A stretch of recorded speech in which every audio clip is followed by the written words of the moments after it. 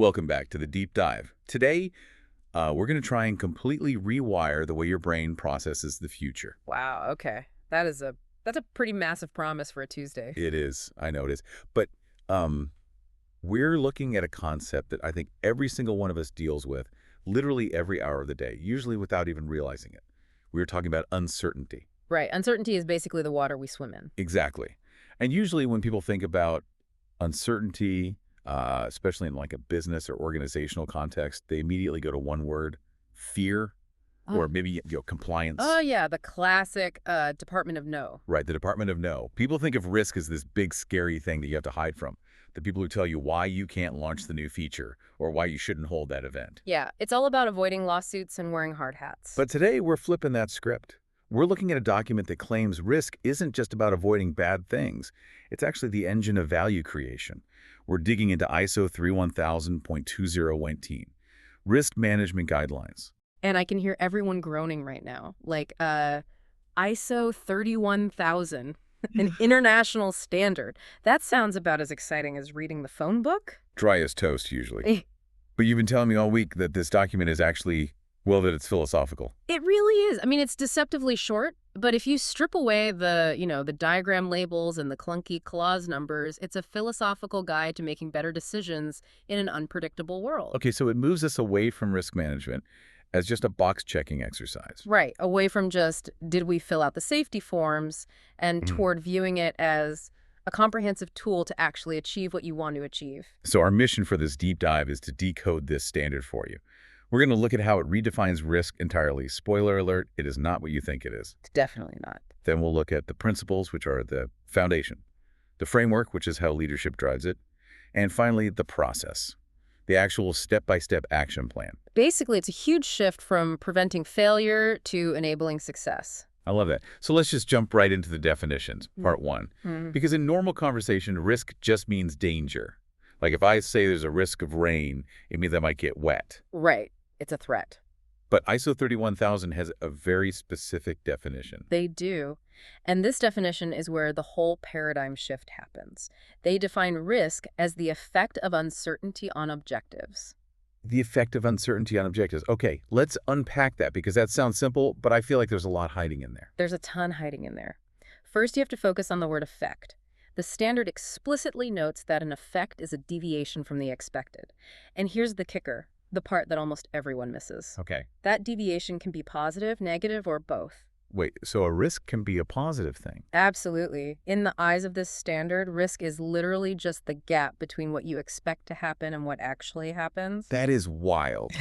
Can you give me an example of a positive risk? Because my brain is still screaming that risk equals bad. Sure. Imagine you're running a small bakery, right? And you launch this new type of sourdough bread. Your objective is to sell 50 loaves a day. Okay, 50 loaves. The negative risk is that nobody shows up and you sell 0. That's a deviation from your objective. Right, that's the classic danger. You lose money. But what if a prominent food blogger posts about it and suddenly 5,000 people show up? I mean, that sounds great. You're sold out. It sounds great, but it is a massive deviation from your objective. You run out of flour, your staff is completely overwhelmed, customers are getting angry because the line is out the door. Maybe your oven breaks from running constantly. Oh, wow. That is a risk. It's driven by a positive source, unexpected demand, but it creates massive operational risks that you still need to manage. That really changes the whole vibe of the conversation. It's not just playing defense anymore. It's playing offense, too. It's about being ready for literally any deviation. Precisely. And that's why they use another very specific term in the document, likelihood. You'll notice the standard doesn't strictly use the word probability. I did notice that. I thought it was just, corporate semantics. Not entirely. I mean, in English and in science, probability usually implies strict mathematics, statistical percentages. Right. It implies you have a data set. If I flip a coin, I know the probability is exactly 50%. But business isn't a coin flip. Life isn't a coin flip. Exactly. In the real world, especially with new projects or changing markets, we just don't have the data for strict probability. Likelihood is a much broader concept. So it's more flexible. It covers the chance of something happening, whether you define it objectively, subjectively, qualitatively, or quantitatively. So if a manager says, this feels like this supplier deal is going to go south, is that a valid assessment of likelihood under the standard? If that feeling is based on experience and context, then yes, absolutely. The standard basically validates expert intuition. It accepts that we don't always have a neat little calculator for the future. That's actually really refreshing. Yeah. And ultimately, the why behind all of this, according to the source, is value. Yes. The creation and protection of value. That is the North Star of this whole thing. Because if your risk management isn't improving performance or encouraging innovation or helping you hit your goals, Then you aren't doing it right. According to ISO 31000, it should never just be a bureaucratic burden. It has to add value. okay, so that's the what and the why. Let's move to the how. The standard breaks this down into three big chunks: principles, framework, and process. Let's start with the principles. This is clause 4 for anyone following along at home. Right. And if you look at the visual model in the document, I want you to imagine a wheel. The hub, the very center of that wheel, is value creation and protection. That's what keeps the whole thing turning. And there are 8 spokes on this wheel, 8 principles. We're not going to list them all out like a grocery list, but I want to hit the ones that really stood out. The first one is that risk management must be integrated. This one is huge, and frankly, it's where most organizations completely fail. Risk management cannot be a side activity. Right, it can't be that separate department down the hall that nobody talks to until something catches on fire. Exactly. The standard says it must be an integral part of all organizational activities. So whether you're hiring someone new or launching a product or even just deciding where to order lunch for a client meeting risk is part of it. Ideally, yes. It's woven into the actual fabric of the organization. The mindset isn't make the decision and then check the risk. It's check the risk to make the decision. I like that. Make the decision through the lens of risk. The next principle that caught my eye was customized. Yeah, this counters the whole cookie cutter approach. You cannot just buy a risk management system off the shelf, install it, and call it a day. Right. The framework has to be proportionate to your specific context. Because obviously a nuclear power plant needs a very different risk framework than a boutique graphic design studio. Exactly. If the design studio tried to use the nuclear plant's protocols, they would be completely paralyzed. They'd never ship a single logo. And if the nuclear plant used the design studio's protocols. Well, we'd have a much, much bigger problem on our hands. Fair point. But the principle that really surprised me, mostly because these standards are usually so technical and cold, is the one regarding human and cultural factors. Yes, this is my absolute favorite part of the 2018 update. It explicitly states that human behavior and culture significantly influence all aspects of risk management. So it actually acknowledges that we aren't just perfectly rational robots. Exactly. You can have the best spreadsheets in the world. You can have the most sophisticated Monte Carlo simulations running on supercomputers. Right. But if your company culture is one where people are terrified to speak up about a problem, your risk management system will fail. That feels incredibly modern for an ISO standard, just acknowledging the messy human element. It is, because if the boss shoots the messenger, nobody brings news of a risk. And then the risk hits you as a complete surprise. You have to account for how people actually behave, not just how the corporate policy says they should behave. And that ties perfectly into another principle, best available information. Yes, you have to use historical data, sure, but also current info and future expectations. And this is the crucial part. You have to explicitly take into account limitations and uncertainties. You have to admit what you don't know. Exactly. A risk report that claims 100% certainty about the future is a bad risk report. Which leads to the final principle we'll highlight. Dynamic. Risks emerge. They change. They disappear. The world is constantly changing. Your risk management has to be able to anticipate and detect those changes, not just react to them after the fact. It's a living system, Yeah. not a static PDF sitting on a server somewhere. Exactly. Okay, so those are the principles. That's the mindset. Now we have to build the house. Or I guess, sticking with the wheel metaphor, we're building the engine. Yeah. Let's talk about the framework. This is clause 5. Right. So if the principles are the why and what, the framework is the actual structure that holds it all together. And in the visual model for this, the central gear driving everything else is leadership and commitment. So this puts the burden squarely on the bosses. It really does. Top management is accountable. And the standard is very, very specific here. They cannot delegate the accountability. So they can't just pass the buck. No, they might delegate the work, like they can hire a chief risk officer to do the analysis and run the models, but the leadership owns the risk. So it's like if the ship hits an iceberg, The captain can't blame the guy in the crow's nest. Exactly. Because it was the captain's job to ensure the guy in the crow's nest had binoculars and was awake and knew what an iceberg looked like. Right. Leadership has to issue the policy they have to ensure resources are actually allocated. If leadership isn't buying in those gears, just don't turn. And the section on design within this framework was interesting to me because it focused so heavily on context. Context is king. It basically felt like the standard was saying, before you do anything else, just look around. You cannot design a framework in a vacuum. You have to understand your external context first. That means what? Like politics. Political, legal, financial, technological, environmental factors. What is the world doing around you? Are new laws passing? Is the economy tanking? And then the internal context. That's your vision, your mission, your culture again. What are your capabilities? Do you actually have the resources to do what you want? How does data flow in your company?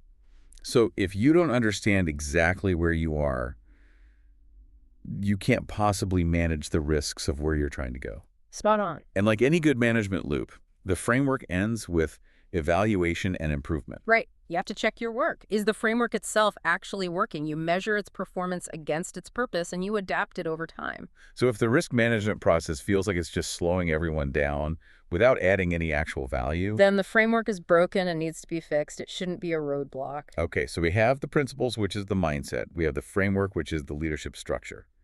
Now let's get into the nitty-gritty. Part 4, the process. Clause 6. This is where the rubber finally meets the road. This is the operational level. This is what you actually do on a Tuesday morning. And the first thing to note is that while it looks like a sequential list of steps, the source emphasizes heavily that it is iterative. Meaning you don't just go 1 to 10 and stop. Right. You go through it, you learn something new, and maybe you loop back a step or two. So step 1 is scope, context, and criteria. We've talked about context. Scope is just defining the sandbox, right? What are we looking at? Exactly. Are we assessing the risk of the entire global corporation or just this one software update? And this is also where you define risk criteria. Yes. And this is critical. The organization has to decide beforehand the amount and type of risk it is willing to take. This is often called risk appetite. Why is it so important to do that beforehand? Why not just evaluate the risks as you find them? Because of human psychology. If you wait until you are staring a really scary or really lucrative risk in the face to decide if it's acceptable, you will rationalize it. Oh, you'll talk yourself into it. Exactly. You'll move the goalposts to fit what you already want to do. You have to set the rules of the game before you start playing the game. That makes total sense. It keeps you honest. So step 2 is the big one, risk assessment. And the standard breaks this down into a 3-tiered core: identification, analysis, and evaluation. Let's take them one by one. Identification. This is the brainstorming phase, finding, recognizing, and describing risks. And remember, we are looking for things that might help or prevent achieving objectives. Tangible sources, intangible causes, events. All of it. And the source makes a really important point here that I want to highlight. You have to identify risks, whether or not their sources are under your control. Right. You can't just ignore the weather because you can't control it. You can't ignore the economy just because you aren't the Federal Reserve. If it affects your objectives, it goes on the list. Period. Next tier is analysis. This is where you actually try to comprehend the nature of the risk. You look at likelihood and consequences. You look at the complexity. You look at existing controls. Like, are we already doing something about this? And is it actually working? And this is where the whole qualitative versus quantitative thing comes back. Yes. This can be super math-heavy quantitative analysis with probability curves and software, or it can be qualitative relying on expert opinion and scenario planning. Both are totally valid under ISO 31000. Provided they fit the context, yes. And then the 3rd tier, evaluation. This is decision time. You compare your analysis, what you found, against your criteria, what you said you were willing to accept back in step 1, and you make a choice. Do we do nothing? Do we treat it? Do we need to analyze it more? Which leads us perfectly into step 3, risk treatment. This is what I was most interested in, honestly. Because usually when people see a risk, they just think, fix it or run away. But the standard gives this whole menu of options for treating risk. It does, and they aren't mutually exclusive. You can do a mix of them depending on the situation. It really gives you agency. Let's run through these because I think this is really a toolkit for life, not just business. Option 1 is avoiding.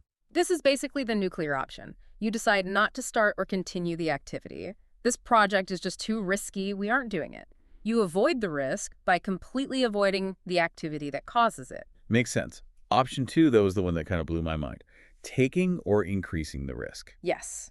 This goes right back to risk as an opportunity. Hmm. You might analyze a situation and realize, hey, the market is volatile, but we have a unique advantage here. So you lean in. You might choose to explicitly increase your exposure to that volatility to pursue a higher return or grab market share. That is so contrary to how we usually think of safety. Because risk management is about optimizing. It's not just about minimizing. Sometimes the absolute biggest risk is taking no risk at all. Wow. Okay.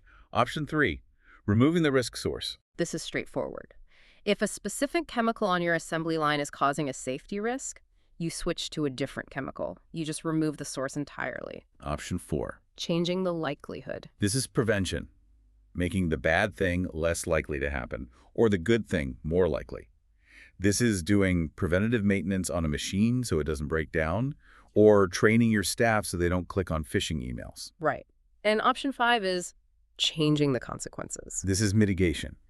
If the event does happen, how do we make it hurt less?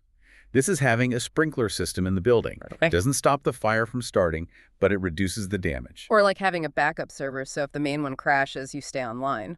Exactly. Option 6, sharing the This risks. is what insurance is. Or joint ventures, contracts. You pay someone else to take on some of the financial or operational burden. You aren't eliminating the risk, you are just distributing it. And finally, option 7, retaining the risk. This is the it is what it is option. But there's a huge difference between retaining a risk and just ignoring it, right? A massive difference. Ignoring a risk is negligence. Retaining a risk is an informed strategic decision. Right. You've analyzed it. You realize that fixing it would cost more than the potential loss. And you say to your team, we accept this. You make a conscious choice to live with it. It's a really powerful menu. It gives you choices. You aren't just a victim of circumstance. Exactly. And running alongside this entire process, the scope assessment treatment are 2 other constant activities: communication and consultation, and monitoring and review. Communication seemed vital. And it's stressed that it's not just broadcasting telling people what to do. No, it's consultation. It's actively engaging stakeholders, internal and external. You need to understand their views to define your criteria in the first place. And they need to understand the basis on which you are making these decisions. Right, because it builds ownership. If people don't understand why a difficult decision was made, they won't support it when things get tough. And monitoring and review is just keeping the system honest. It's ensuring that what you thought was a risk is still a risk, and that your treatments are actually working. Because, as we said, the world is dynamic. The insurance company you shared the risk with, they might go bankrupt. The machine you fixed might break in a completely new way. You have to keep watching. So zooming out a bit, we've gone through the document. We have the principles of value creation. We have the framework of leadership and integration. We have the process of assessment and treatment. When you put all this together, what are we actually looking at? We are looking at a system for navigation. ISO 31000 is not a rule book of thou shalt nots. It doesn't tell you what risks to take. It gives you a structured way to think about them. It's a flexible, cyclical system designed to help organizations and people honestly navigate uncertainty. And that brings us to the so what for you listening. Because most of you aren't writing corporate risk policies or acting as chief risk officers for Fortune 500 companies. But you are managing projects, you are leading teams, you're making major career decisions. The steps are exactly the same, whether you are running a massive multinational corporation or literally just planning a family kitchen renovation. You have to understand the context. Identify the uncertainties, both the good ones and the bad ones, Analyze them. Are they likely? What happens if they actually hit? and then make a conscious, informed decision on how to treat them. Don't just let things happen to you. Decide if you are avoiding, sharing, or, and I really hope you do this sometimes, taking the risk to get the reward. It transforms worry into strategy. That is the perfect way to put it. Worry is passive. It's like sitting in a rocking chair. It gives you something to do, but it gets you absolutely nowhere. Risk management is active. It turns that worry into an actionable plan. I want to leave you with a final thought that came up while we were reviewing this, something for you to chew on. It loops back to the very beginning. The source defines risk as the effect of uncertainty on objectives. Right, on objectives. That implies something really fundamental. If you haven't clearly defined your objectives, you can't possibly manage risk. You really can't. It's impossible. Because if you don't know where you are going, every single deviation just looks like a threat. Or you're just reacting to chaos. You're playing whack-a-mole with problems as they appear instead of actively steering the ship toward a chosen destination. Exactly. So here is the provocative thought for the day. Look at your life or your business. Are the things you're worrying about right now actual risks to a defined objective? Or are they just floating worries in a vacuum simply because you haven't defined what you're actually trying to achieve? That is the real question. Define the goal first. Then and only then can you manage the risk.